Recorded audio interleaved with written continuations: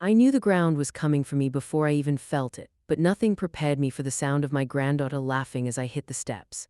The pain in my hip was sharp, but the sting of that laughter cut deeper so cleanly it almost took my breath away. For a moment I just lay there, palms scraped, skirt twisted, trying to catch the air that had been knocked out of me. The winter wood of the porch smelled damp, the way it used to after my husband oiled it each spring. Back then, someone would have rushed to help me. Now someone rushed only to record it. "Grandma, seriously?" Mia's voice, bright, careless, unbothered, floated above me. I looked up. She stood over me with her phone raised, angling it like a professional, framing my humiliation as if it were some harmless family joke. "Hold on, this is going to go viral," she giggled. I didn't answer. At my age, silence is sometimes the only shield left. I pushed myself up, ignoring the throbbing that shot through my left leg. Her laughter followed me the way cold follows old bones. Inside, the house welcomed me with its familiar stillness, a stillness I'd grown used to since the day my son and his wife decided my presence was optional. Mia shoved past me on her way in, wiping tears of laughter from her eyes. "You should have seen your face, Grandma," she said. "That was gold." She didn't wait for a response. She never did. The girl I once held against my chest, singing her to sleep, now walked past me as though I were nothing but old wallpaper peeling from the corners. Easy to ignore, easy to mock. I lowered myself into the armchair, gripping the wooden armrest until the ache in my hip dulled. The room felt colder. Or maybe that was just me realizing again how far children can drift from the people who raised them. Mia clattered around the kitchen, humming to herself. I closed my eyes, listening to cups hitting the counter, the refrigerator door slamming, a careless rhythm that used to drive me mad when she was little and sloppy. Back then, though, she'd look at me with those big brown eyes and say, "Sorry, Grandma." And it meant something. Now her apologies were reserved for her friends. When her phone battery died, I leaned forward to inspect my knee. The skin was torn, a small trickle of blood tracing a thin path toward my sock. Nothing serious, though. At 77, even a bruise feels like a betrayal of the body.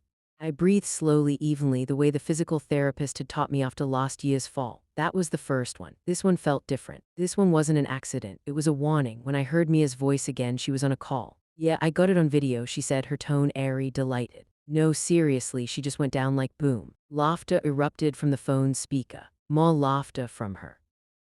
They fed off each other like children poking a stray cat just to see it flinch. I stared at the framed photographs on the mantel. Mia at 8 holding a seashell, Mia in her graduation gown, me smiling beside her holding flowers I'd paid for. Standing under the sun of a day I thought meant something to her. I'd spent years supporting her. Tuition, books, a car she'd promised to take good care of. No one had filmed those things. Kindness rarely makes the camera roll. My hip pulsed again. I steadied myself against the chair, breathing slow until the room stopped trembling around the edges. That girl didn't even check if I'd broken anything. The thought sat bitter on my tongue. When did simple decency become optional? She came into the living room and leaned on the door frame, chewing gum, phone still in hand.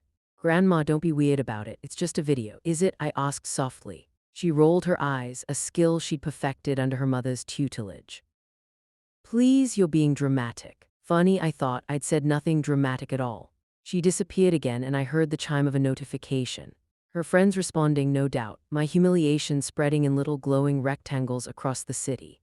I sat there a long time after she went upstairs, listening to the faint thump of music through the ceiling. My leg hurt, but something else hurt more. An old ache, the kind that grows quietly through the years, watered by every small disrespect. I thought of my son, of how he'd grown distant, polite in that clipped way that means the affection has drained out and only duty remains. Of my daughter-in-law who always smiled too sweetly when she told me what I shouldn't worry about. Of Mia who had inherited their indifference but sharpened it into cruelty. The house ticked softly. My breath settled. A strange calmness spread through me, slow but certain. I had spent a lifetime absorbing small cuts. But this moment, this laugh, this fall, felt like the first time the wound reached something vital. Something I'd kept quiet for too long. Whatever happens next, I thought, I won't let this be another thing I swallow in silence. I may be old, but I am not done. The house always feels larger after someone wounds you in it. The walls listen differently. Even the clock ticks with a kind of distance, as if it too has decided to look the other way. I eased myself up from the armchair and limped toward the kitchen, wanting ice for my knee, though mostly I wanted something cold to quiet the heat under my skin. On the counter sat Mia's empty glass, a smear of lipstick on its rim.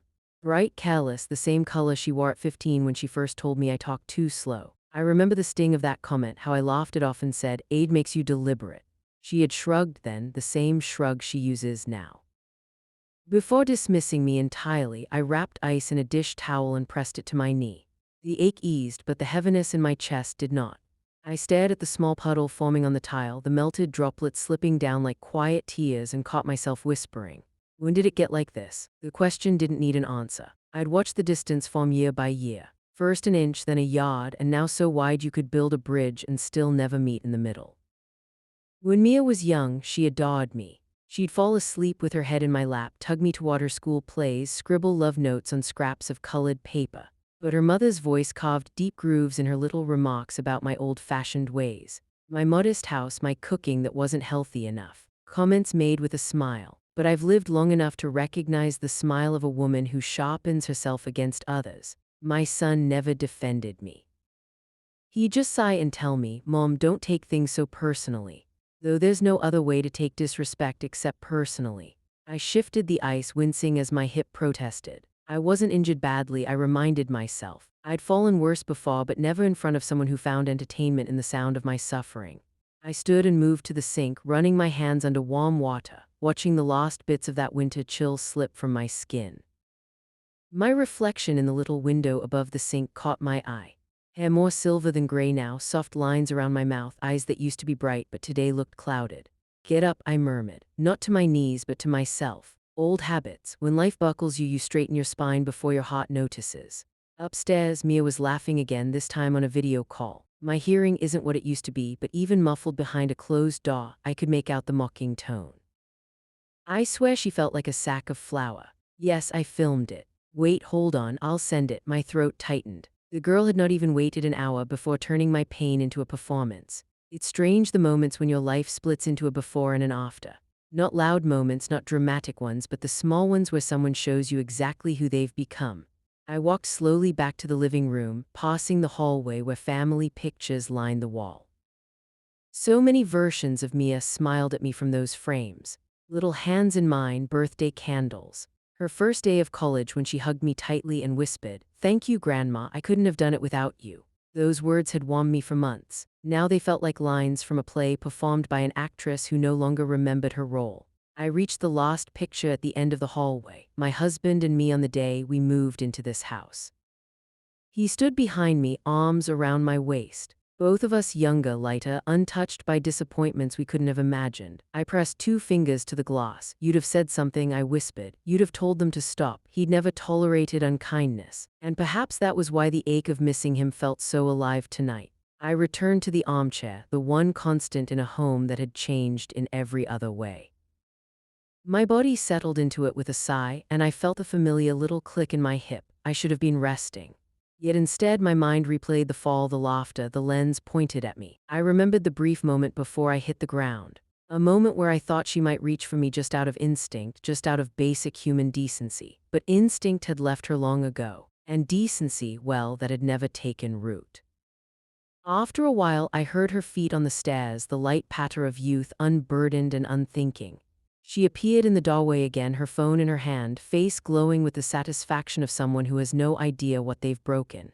"Grandma," she said, "my friends want to know if you'll do more videos like that. It's hilarious." I looked at her. Really looked. The gum chewing, the impatience, the dismissive curl of her lip. A child raised on comfort, fed by my sacrifices, now amused by the woman who'd carried her through every hardship she never felt. "You should go rest," she added. "Old people bruise like peaches." Something in me shifted, not loudly, not suddenly, just a quiet, irreversible click like a lock sliding into place. "Good night, Mia," I said, my voice steady. She shrugged and went upstairs again, leaving the lights on, leaving doors half open, leaving the house in the same disarray she always did. But she left something else too. The clear understanding that whatever I had allowed all these years had grown into the very thing hurting me now. I sat there long after she disappeared, my hand over the bruised knee, my breath slow and deliberate. And somewhere between one breath and the next, the truth finally settled. This wasn't the worst they'd done to me. It was just the first time I couldn't pretend it didn't matter. By morning, the bruise had bloomed across my knee like a dark, ugly flower. I've had bruises before. Years shape you into someone who doesn't flinch at every ache, but this one carried a different weight. It wasn't just the fall, it was everything that had led to it, everything that followed. I made myself tea, though the kettle felt heavier than usual. The steam touched my face soft and warm, reminding me of all the mornings when Mia would sit at this very table, short legs dangling, begging for sugar cubes. Now she woke up past 10 and rarely came downstairs without headphones on. She didn't come down that morning either, not even to ask how I felt, not even to glance at me. Silence has become her way of saying, I don't matter. I was rinsing my cup when my phone buzzed. Notifications kept coming. One then another then another. I frowned. At my age, phones feel like tiny, needy creatures, always demanding your attention. I dried my hands and checked the screen.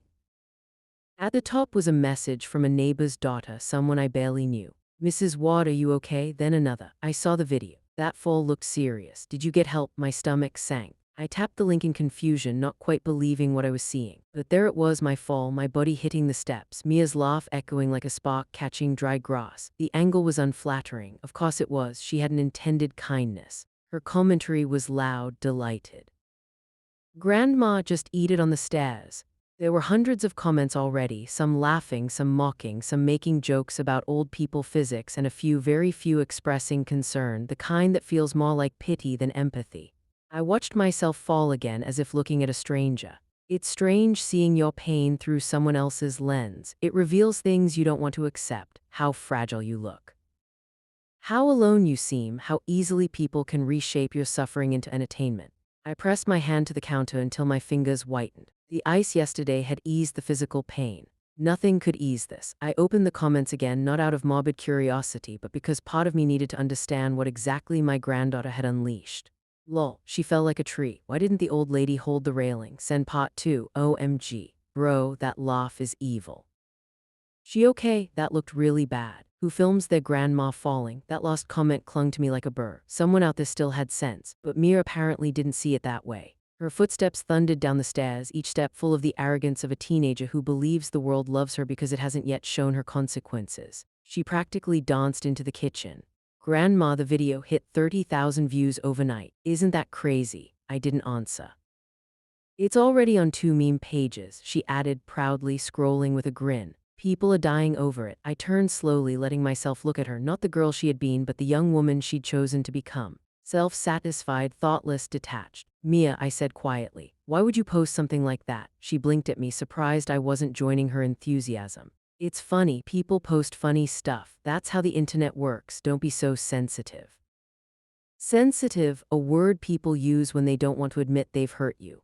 You could have helped me, I said. You could have checked if I was hurt. Her jaw tightened with irritation, the kind teenagers wear like armor. I knew you were fine. How? I asked. I just knew, she muttered, looking away for the first time. She didn't know. She didn't care. I reached for the phone still in her hand, not to take it, just to touch her wrist, to bring her eyes back to me. Mia, take it down. She jerked her arm away as if my skin burned. No way, everyone's already seen it. It's not a big deal, not a big deal. My humiliation, my injury, my dignity shrunk into a not a big deal. She stood there waiting for me to let it go. That's what she'd always expected. That's what everyone in my family had always counted on, but something clicked inside me again, sharper this time. I'm asking you, I repeated. Take it down, Grandma, she said with an exasperated sigh. Stop. You're being dramatic again. The word again strung far more than the fall. How many times had she dismissed my pain with that same tone? How many times had I swallowed it, convincing myself she was just young, just going through phases, just echoing her mother? No, this was not a phase. This was a choice. I walked past her, steadying myself on the table, though not for balance, just to keep from saying something I might regret. My knee throbbed, but something deeper pulsed louder. As I left the room, Mia called after me, "Don't worry, Grandma, you'll get used to it. People exaggerate everything online, but I wasn't worried and I wasn't getting used to anything." Upstairs in my bedroom, I sat on the edge of the bed and watched the sunlight touch the curtains. My breath was slow, steady, but underneath it was a quiet storm gathering itself. This wasn't the first time Mia had laughed at my misfortune, but it was the first time she'd invited the whole world to laugh with her. And I finally understood something. If I didn't stop this now, it would get worse. Much worse. Sometimes the moment you reach the bottom is the moment you finally decide to stand up. And I was standing. By afternoon, the house felt too small for the weight of everything pressing on my chest. I moved slowly, not because of the pain in my knee, though it was swelling now, a dark bruise spreading like spilled ink, but because every step seemed to echo with the same question. How long have I allowed them to treat me this way? The answer, years, sat bitter on my tongue. I went to my sewing room, a small space at the back of the house that still smelled faintly of fabric and lavender sachets. It was the only room Mia never entered. There was nothing in it she wanted. I pulled the cord on the window blind and watched a blade of afternoon light fall across the floor. Dust motes drifted in it, calm and slow, as if time itself moved differently here. I opened the bottom drawer of my desk, the drawer I had avoided for months, and pulled out the thick folder I kept hidden there. My name written on the cover in my late husband's hand from years ago, Helen, important papers. I sat down, the chair creaking under me, and opened it. Bills, receipts, bank statements, loan agreements, transfers, a decade's worth of financial lifelines I had extended to my son and his family. I had kept every record, not because I meant to use them, but because Judje always said, paper remembers when people forget.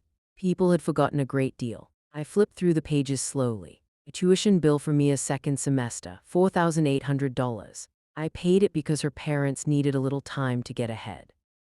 A car payment, 3 late fees included, paid by me, a medical bill from an ER visit years ago when Mia sprained her ankle. I remember holding her hand in the waiting room, listening to her cry. I paid that one too, then the bigger ones. The down payment on the townhouse when my son said he wanted a home his daughter could be proud of, $30,000. I'd wired it without hesitation, wanting him to feel secure. The credit card debt he and his wife racked up unexpectedly. $12,000. The monthly grocery allowance during the year my son was between jobs. Line after line, amount after amount, each page more painful than the last. Not because of the money itself, but because of the trust behind it. All the times I believed my support would somehow bring us closer. That giving would remind them I was part of their lives. But the truth stared back at me from the paper. The more I gave, the less they saw me. I came across a small yellow note tucked between statements, a scribble I'd written years ago. She'll appreciate this when she's older. I touched the ink lightly, feeling the foolishness of it pulse through my fingertips. Mia hadn't appreciated anything. She saw my help as a bottomless well, something she could drink from without ever wondering who filled it. Another page, another expense. Phone upgrades, laptop repairs, weekend trips, sorority fees, textbooks she never returned, new clothes she needed for internships. When my husband died, I once thought the saddest day of my life had passed. But there are other kinds of grief. Slow ones, quiet ones, ones that grow with each dismissed call and each careless laugh until they hollow you out from the inside. I closed the folder carefully, smoothing the cover with my hand. For the first time in many years, the documents didn't represent burden or duty. They represented evidence, proof, history, truth. And truth can be a powerful thing, even when spoken by an old woman. As I set the folder aside, I heard Mia's footsteps upstairs, quick, impatient, her music thumping faintly. Another video playing, probably showing off someone else's misfortune for entertainment. I pressed my palm to my knee. The bruise had darkened, swelling around the edges.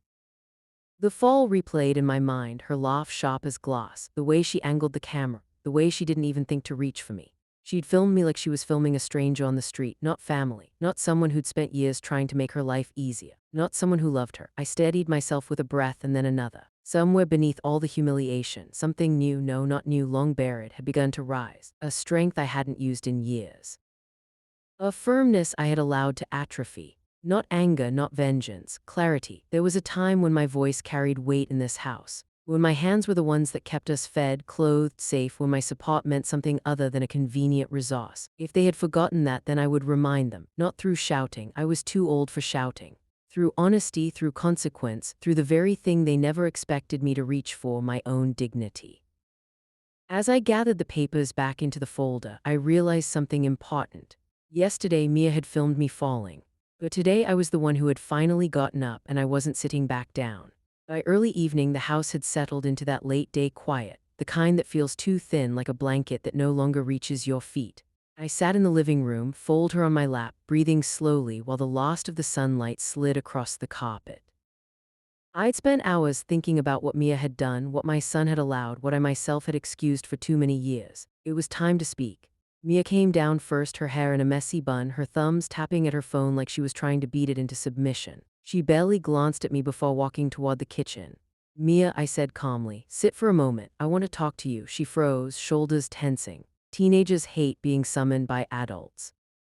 It threatens the illusion that they control the world. She sighed loudly as if the request cost her something precious and slumped into the chair across from me. Okay, what now? She said, rolling her eye. Is this about the video again? Yes, I said simply. It is. She groaned, dropping her head back dramatically. Grandma, for real, everyone posts stuff online. Nobody thinks it's that serious. I think it's serious. Well, you're the only one. That line hit harder than she knew because it was the truth. For years, I had been the only one who took my pain seriously. I placed the folder on the table between us. Her gaze flicked to it, bawed, uninterested. She had no idea what lived inside those pages. Mia, I said, keeping my voice steady. You hurt me not just by laughing, not just by filming, but by sharing it with the world. You humiliated me, she shrugged. It's not like anyone knows who you are. I know who I am, I answered softly. She didn't respond. I opened the folder, letting the papers fall into neat stacks. Bills, bank transfers, tuition receipts, credit card statements. Mia stared at them with mild confusion. What is all this? This, I said, touching the top page, is my love for you, my support, everything I've done for your family over the last 10 years. She frowned, shifting in her chair. Why are you showing me this? So you understand the full picture, I said. Kindness deserves respect, Mia, not ridicule. She sighed again, annoyed.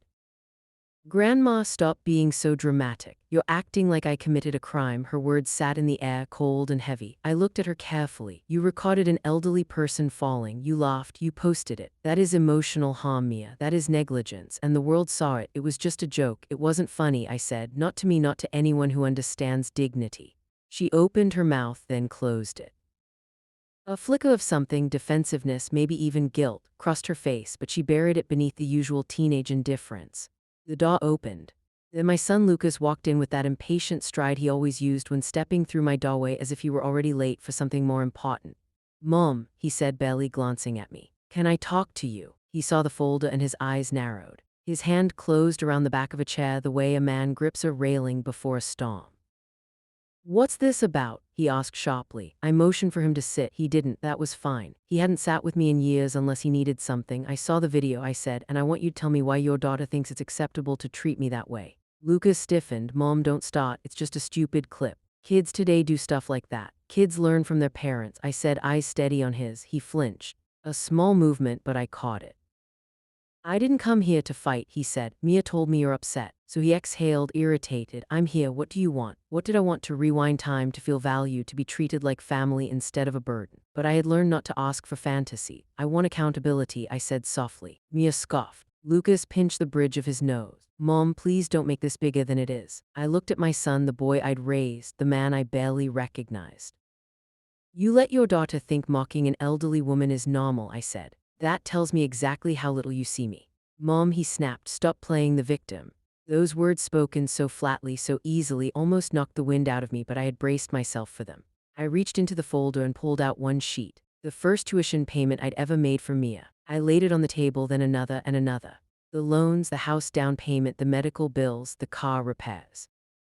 Quiet, undeniable evidence of a decade of love. Lucas's eyes tightened. Why are you bringing all this up? Because I answered, you both seem to have forgotten who held this family together. That's not fair. Neither is filming your grandmother falling down the stairs, I replied. Silence fell. Mia looked away. Lucas rubbed the back of his neck. Shame edged the room, though both of them tried to hide from it. For years, I said, voice slow even, I've supported you financially. I've helped you when you struggled.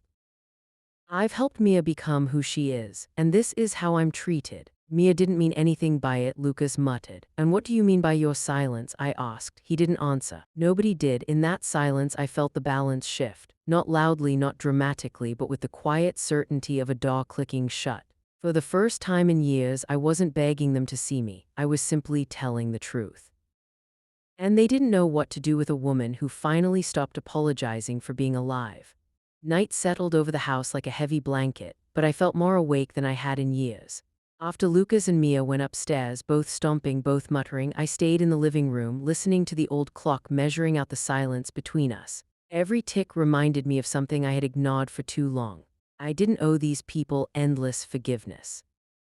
My knee throbbed and I pressed a warm cloth to it, watching the bruise deepen into purples and greens. At my age, you learn to read pain the way sailors read weather. This one wasn't dangerous, just honest. It told the truth even when my family didn't. I looked at the folder again. The papers inside seemed to breathe with me, steady and patient. Evidence isn't emotional. It just is. Facts don't tremble. People do. I should have gone to bed. Instead, I found myself reaching for my old address book, flipping through its worn pages until I found the number I hadn't dialed in years. Arthur Cole, attorney at law, a man with white hair, a soft voice, and the patience to untangle any problem. Back when I still believed problems could be solved with polite conversations. My fingers hesitated only once before pressing the call button. He answered on the second ring. Helen, well, this is a voice I didn't expect today. Arthur, I said quietly. I need some advice. That softened him immediately. Tell me what's happened. I didn't tell him everything at once. When you're hurt, words come slowly, the way old doors open. I told him about the fall, the laugh, the video, the comments, the years of financial support, the disrespect thick as dust in my home. He didn't interrupt, only breathed long and low. Helen, he said finally, do you still have the video? It's everywhere, I murmured. I couldn't erase it if I tried. That's good, he said gently. Not what happened, of course, but that it exists. That matters. I closed my eyes. I thought maybe I was overreacting. You aren't, he said. In fact, you've been underreacting for years. The truth in his tone pulled something tight inside me. Tight, then released like a knot finally loosening. Helen, you know this isn't just about a fall, he continued. This is about neglect, emotional abuse, possibly financial exploitation, and we can pursue all of that. If you're ready, was I ready? I looked around my living room, my home of 40 years. A place once filled with laughter, with my husband's deep voice, with Mia's little footsteps and my own dreams for this family. Now it felt like a waiting room for people who no longer bothered to show up. I'm ready, I said. It surprised me how calm I sounded, but something inside me had already made this decision long before tonight. Perhaps even at the moment, Mia's laughter filled the cold air around my fallen body. Arthur cleared his throat. Good, then I'll need you to bring any financial records you have, especially anything showing money given to your son or granddaughter. I glanced at the folder beside me. I have plenty. And Helen, his voice softened. You deserve better than what they're giving you. I swallowed hard. I know, come into my office tomorrow morning. When I hung up, the house seemed to shift. Not physically, emotionally, as if the walls themselves straightened with me. Upstairs, I heard Mia laughing again. Then Lucas's voice, irritated, tired, dismissive. I realized in that moment that nothing I did tonight, nothing I said would matter to them. They expected me to wake up tomorrow the same woman I had always been. Quiet, yielding, grateful for scraps of affection. But tomorrow I would walk into Arthur Cole's office with a bruise on my knee and proof in my hands. And for the first time in decades, I wouldn't be asking my family for respect. I'd be demanding it from the law. Arthur's office hadn't changed in 15 years. Same dark oak shelves, same framed certificates, same view of the courthouse across the street. A reminder that accountability was never as far away as people like to pretend. When I stepped inside, he rose from behind his desk with the gentle stiffness of a man who had lived long enough to understand endurance. Helen, he said, offering his hand, come sit, take your time. I lowered myself into the chair, my knee protesting just enough to remind me why I was there. The folder lay on my lap, heavier today than it had felt last night, or perhaps I finally understood its weight. Arthur sat carefully, adjusting his glasses. Before we begin, he said, I want to be clear, you are not wasting my time. What happened to you is serious, and the law does not take well to the humiliation of an elderly person, especially when there's evidence. I nodded, breathing in slowly. I had prepared myself for this conversation, yet emotions still fluttered beneath my ribs like a trapped bird. I opened the folder and pushed it toward him. There's more in here than just money, I said, but that's part of it. He leaped through the papers with deliberate attention. Tuition bills, loan transfers, credit statements, medical payments. He paused at each one, his brows knitting tighter. How long has this been going on? He asked softly. More than a decade, I answered, maybe longer. It's just that I only kept records for the last 10 years, and they've never repaid any of it. I shook my head. Did they ever express gratitude? I gave a small, sad smile. Perhaps once a long time ago, before giving became expected. He sighed, closing the folder gently. Financial exploitation is one of the most common forms of elder abuse. Most never speak up. But you are speaking up, Helen. That matters more than you realize. I nodded, though my hands trembled slightly in my lap.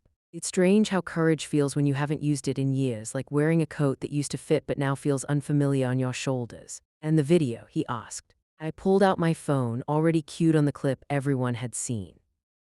My throat tightened when I pressed play. Even in a quiet office, Mia's laughter was unbearable. I watched my own body hit the steps, watched myself scramble, watched the indifference in her voice. Each second chipped away at the woman I had allowed myself to be. Arthur watched in silence, jaw tightening. When the clip ended, he remained still for several seconds before exhaling sharply. That, he said, is damning, I swallowed. It was meant to be funny. It isn't, he replied. To anyone with a conscience, he leaned forward. The judge will see this, and when he does, he won't be thinking about humor. He'll be thinking about negligence, emotional abuse, and your granddaughter's complete failure to provide aid when you were clearly in distress. I stared at my hands. She didn't even ask if I was hurt.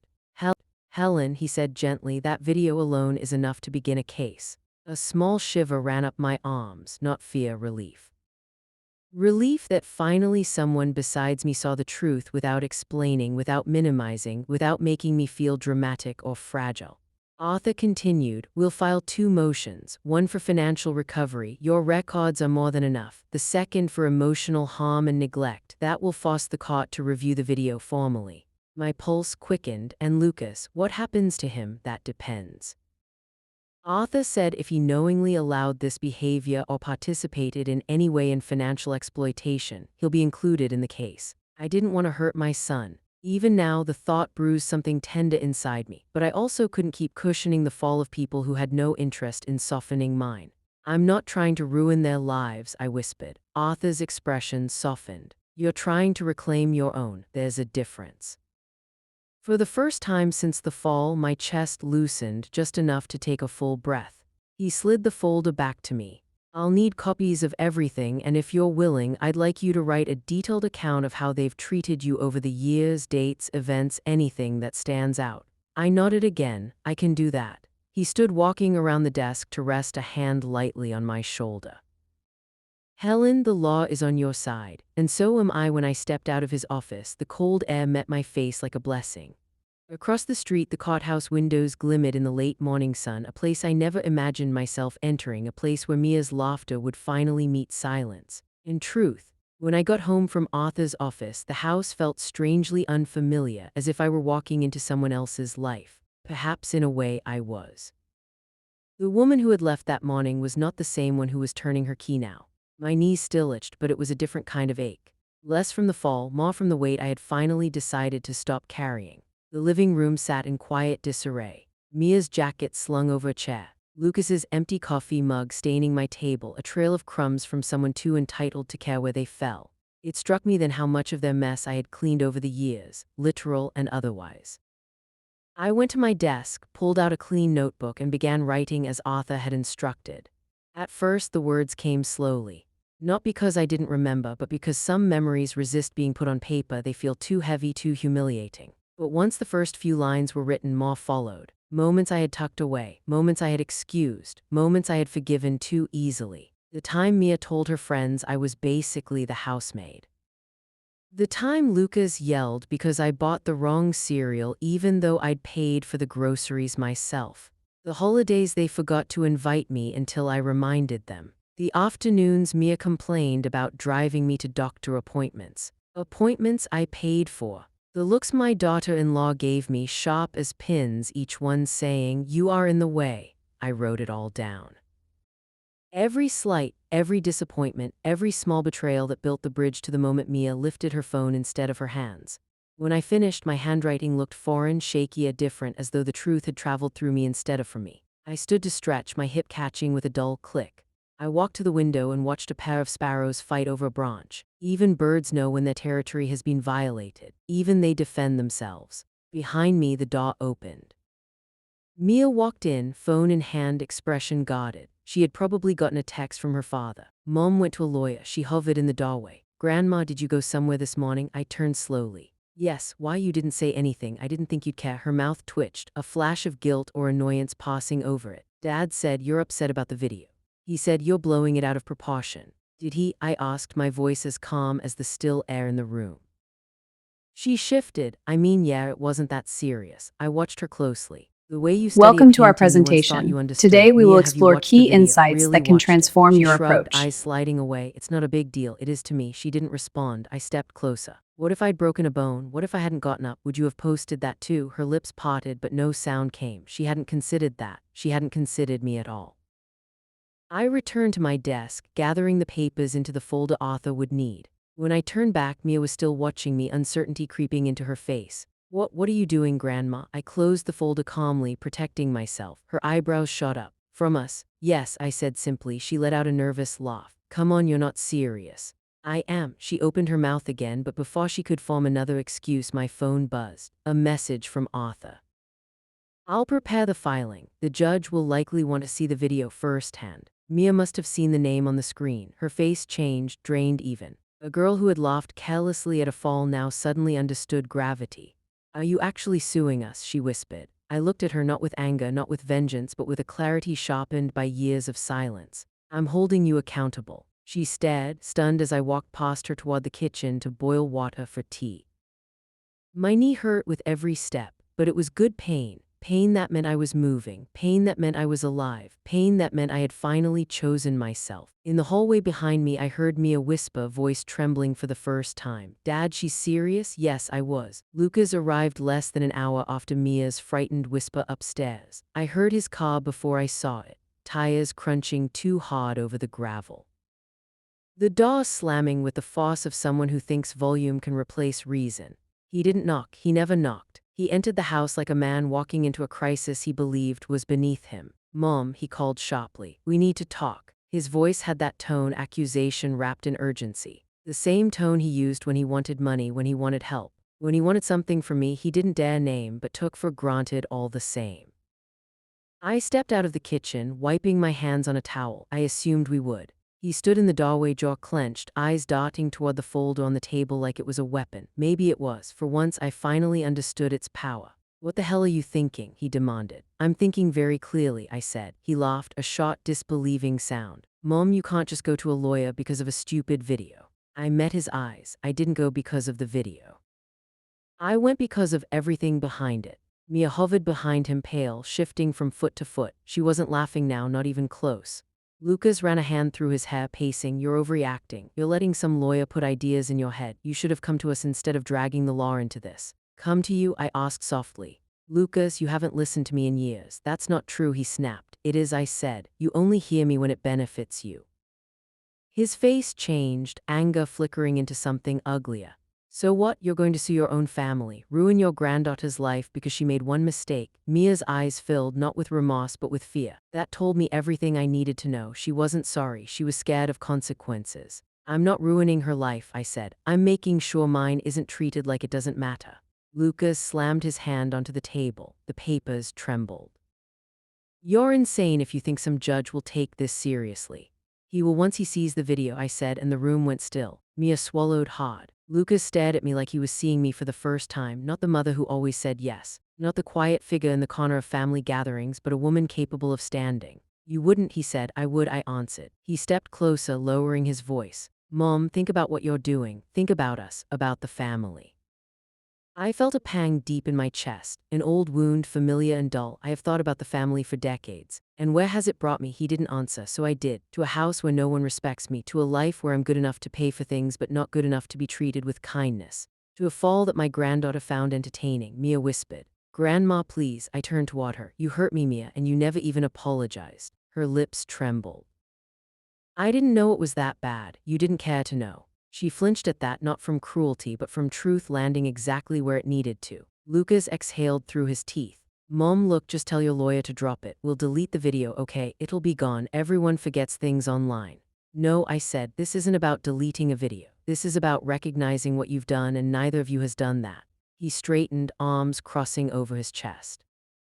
If you go through with this, don't expect us to keep helping you. Don't expect visits. Don't expect support. Support, a strange word from a man who had never carried anything for me except impatience. I'm not afraid of being alone, I said. I've been alone for a very long time. Mia let out a small broken sound. Lucas stared at me for a long moment, anger and disbelief wrestling inside him. Finally, he said, you're choosing a lawsuit over your own family. I'm choosing myself, I whispered. For the first time in my life. The room fell completely still. Mia's breathing hitched. Lucas blinked, stunned. I picked up the folder and held it close to me, not out of fear, but out of certainty. Now, I said gently, please leave. I have work to prepare for tomorrow. Lucas opened his mouth to argue, but something in my expression stopped him. He grabbed his jacket, motioned for Mia to follow, and walked toward the door with heavy, reluctant steps. Just before stepping outside, he turned back. You'll regret this. I shook my head. No, Lucas, I regret staying silent this long. The door closed behind them. For the first time in years, the house was quiet in a way that felt peaceful, not empty. And I realized something profound. They weren't angry because I stood up. They were angry because they never expected I could. The next morning I woke before the sun, not from pain this time, but from a strange calmness spreading through me like warm light, a steadiness I hadn't felt in years. I sat on the edge of the bed, listening to the quiet house, and realized I no longer feared that silence. It felt earned. I dressed slowly, choosing a soft gray sweater and the pearl earrings Judje once gave me. Not for anyone else, just to remind myself that I had once been loved properly by someone who never laughed at my pain. That memory steadied me more than the strongest cane ever could. I spent the early hours gathering everything Arthur asked for, the records, the receipts, the copy of my written account. Each paper felt like a stone taken out of a heavy sack I'd carried too long. By the time I finished, my shoulders felt lighter even if my knee complained. Around 10, my phone buzzed. A message from Lucas. We need to talk. Don't do anything until you hear me out. I stared at it for a long moment. The old version of me, the one they relied on, would have answered immediately, softening my tone, smoothing the edges, trying to keep the peace. But peace that demands silence isn't peace at all. I placed the phone face down on the table and continued sorting the documents. A few minutes later, another message. Mom, this is serious. Call me back. Yes, I thought it is serious. That's why I'm not calling. By noon, I had everything ready in a neat stack. Truth arranged in chronological order. The house felt unusually still, like it was holding its breath with me. I made myself tea, though my hands trembled just slightly as I poured the water.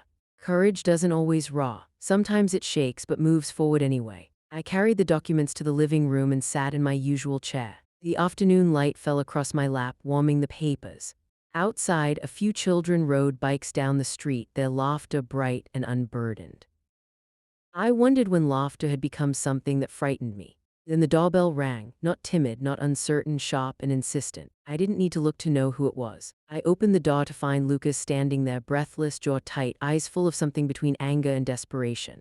Behind him, Mia sat in the car, shoulders hunched, staring at her hands. Mom, Lucas said, stepping forward. You can't go through with this. You can't just drag your family into court.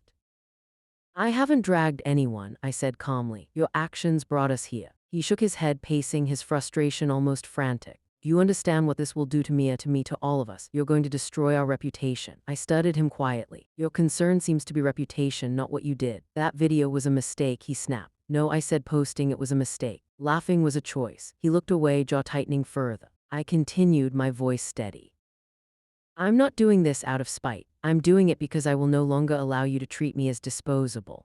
Mom, no, Lucas, I've listened to you talk over me for years. Now you'll listen to me. He stopped pacing. You don't get to harm someone and decide for them how hurt they should feel. You don't get to call it small because it wasn't small to you. For a moment he looked as if he might argue again. Then his shoulders sagged, a flicker of uncertainty breaking through his anger. What do you want? He asked quietly. There it was, the question he should have asked years ago. I want my dignity back, I said, and I want the law to see what you've done since you refused to. His eyes darkened. So nothing I say will change your mind. Not unless you can go back in time and undo all of it. He didn't answer, perhaps because he finally understood he had run out of excuses. I stepped aside slightly. I have an appointment with Arthur this afternoon. Please leave. I need to prepare. Lucas stared at me for a long, heavy moment. Then he nodded once sharply and turned away.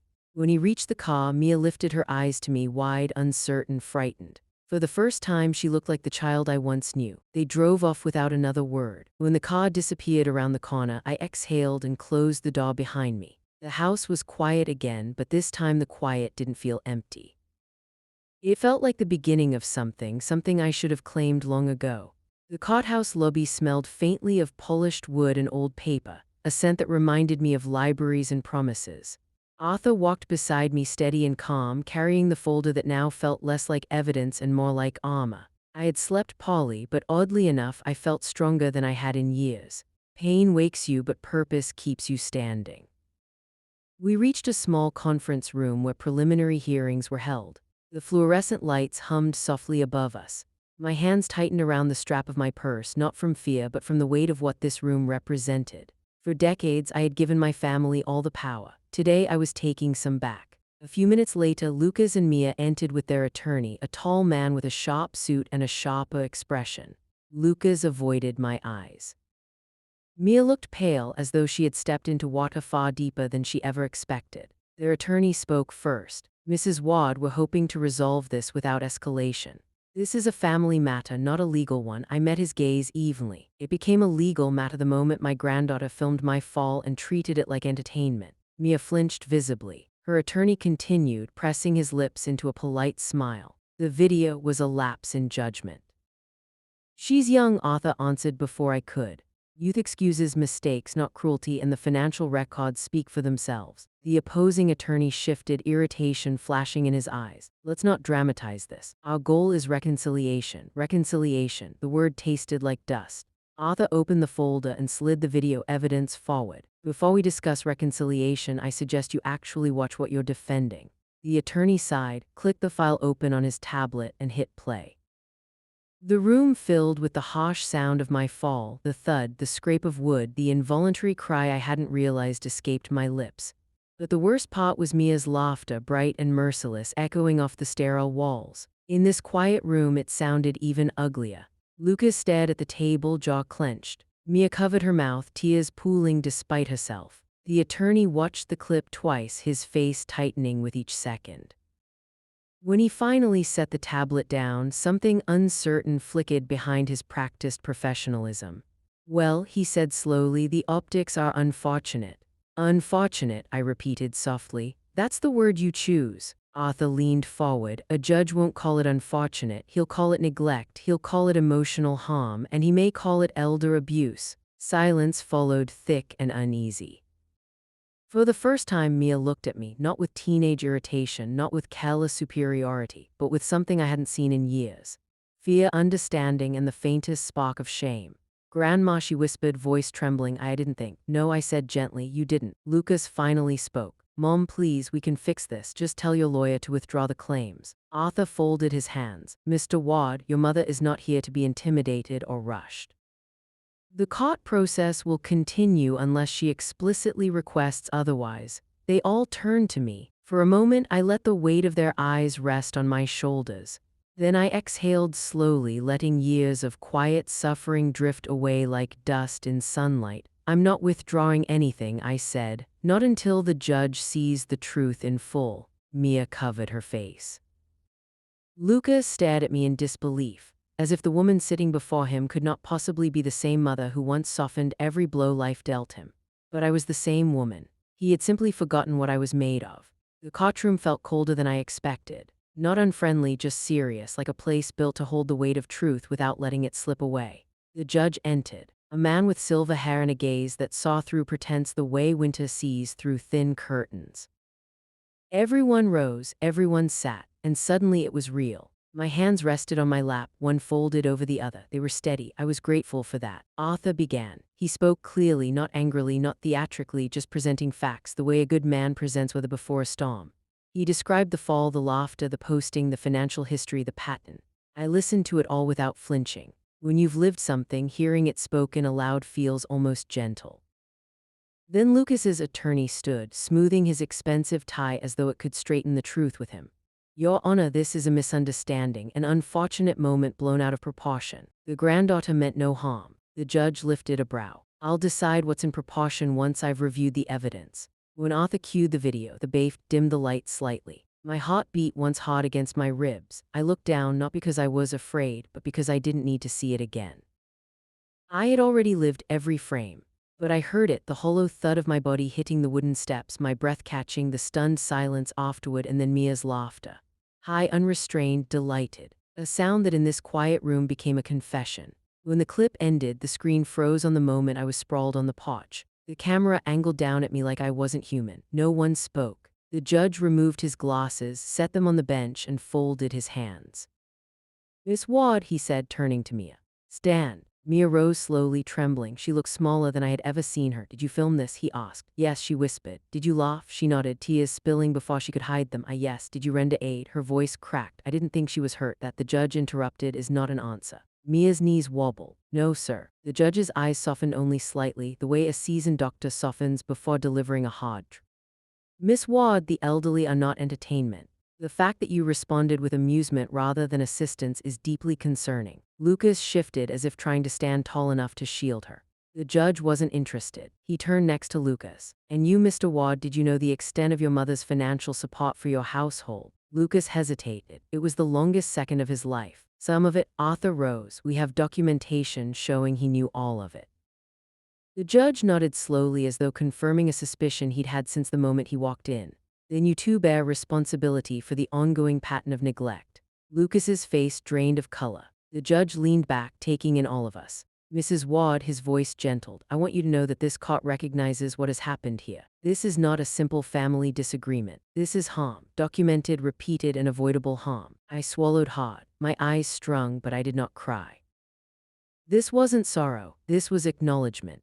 "Before I issue my decision," he said, "I want to make one thing clear." The room seemed to hold its breath. No one has the right to reduce another person's dignity. Not by laughter, not by exploitation, not by silence.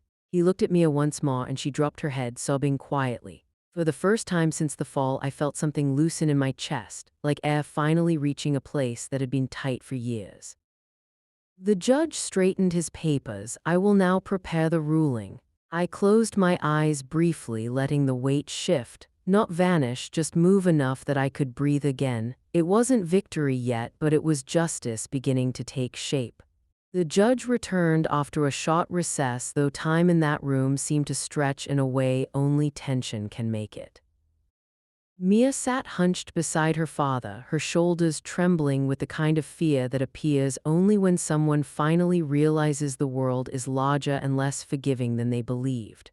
Lucas stared straight ahead, jaw set, but even from across the room I could see the faint pulse in his neck, quick and unsteady. The judge cleared his throat. Everyone rose, then sat again. He adjusted his glasses, looked down at the papers before him, and began to speak in a tone that was calm but carried the weight of stone. After reviewing the evidence, he said, "This court finds substantial grounds to conclude that Mrs. Ward has been subjected to repeated emotional neglect, humiliation, and financial exploitation." The words settled over the room like dust over old wood, soft but impossible to ignore. The judge continued, turning first toward Mia. "As for the video, its recording and public posting demonstrate a disturbing lack of empathy and responsibility. Miss Ward, your actions are not merely immature. They represent a failure to offer aid to an elderly person in distress and a deliberate decision to treat suffering as amusement." Mia's tears fell freely now. She didn't wipe them. She didn't speak. She just stared at her hands as if hoping they could pull her back from the moment she'd created. "Given your age," the judge said, "the court is opting for corrective action rather than punitive.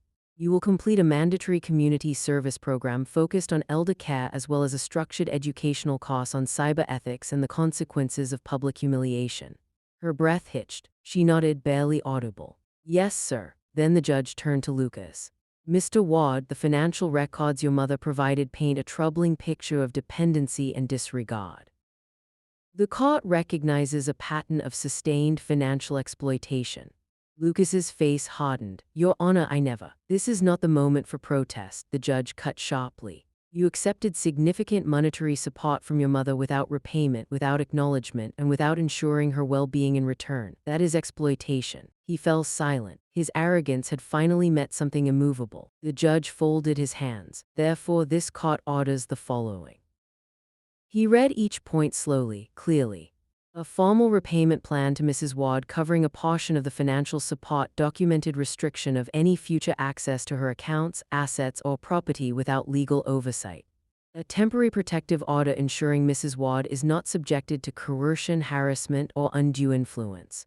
Lucas's mouth tightened, but he didn't speak again. Then the judge looked at me directly, steadily, without pity. "Mrs. Ward," he said, "this ruling recognizes your right to dignity, safety, and respect.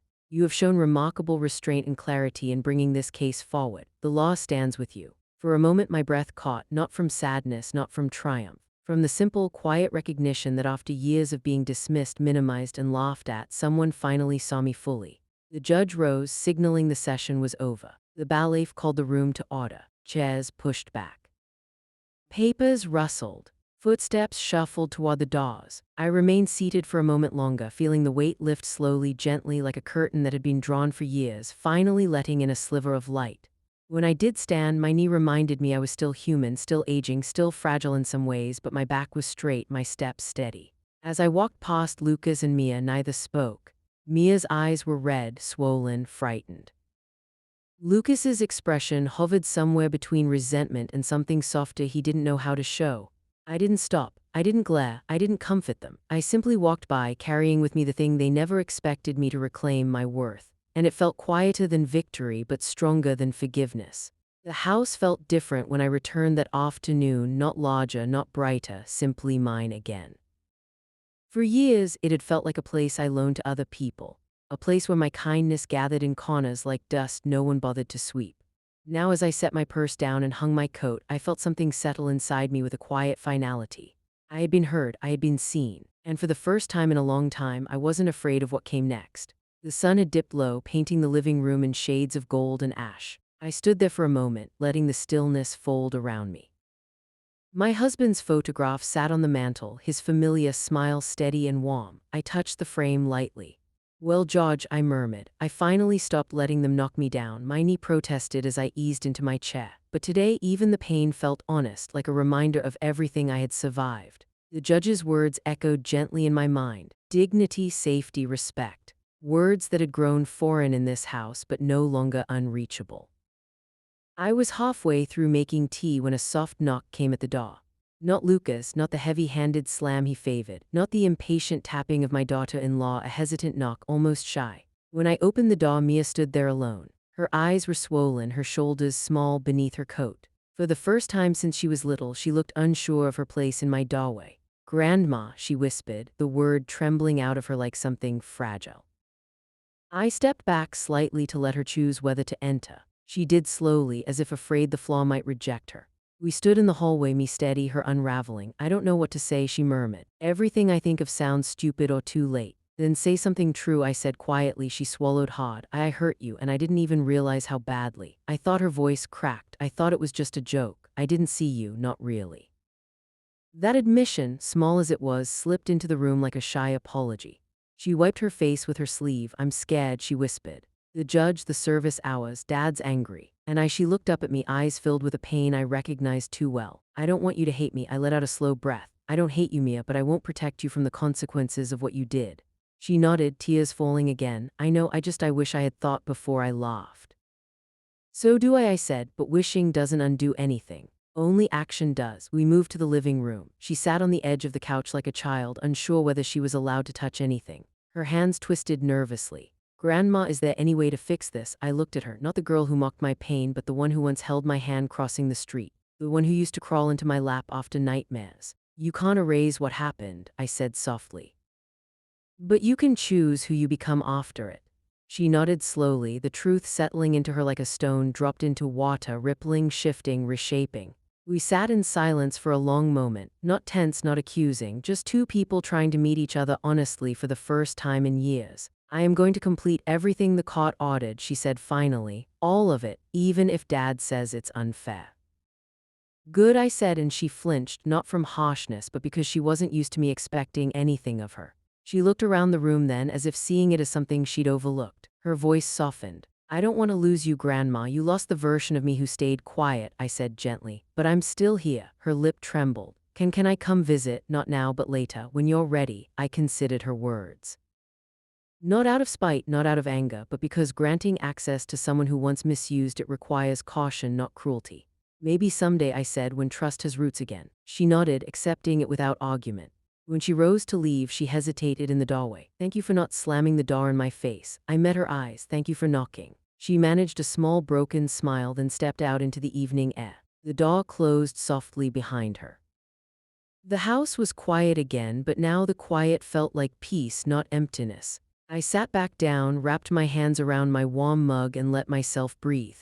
There was still one chapter left in this story, and for once it belonged entirely to me. I woke the next morning to a quiet house and a clear mind.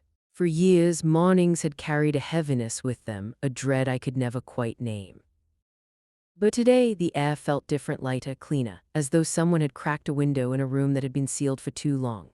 I made tea and sat by the window. The bruise on my knee had begun to fade, a slow retreat from purple to yellow.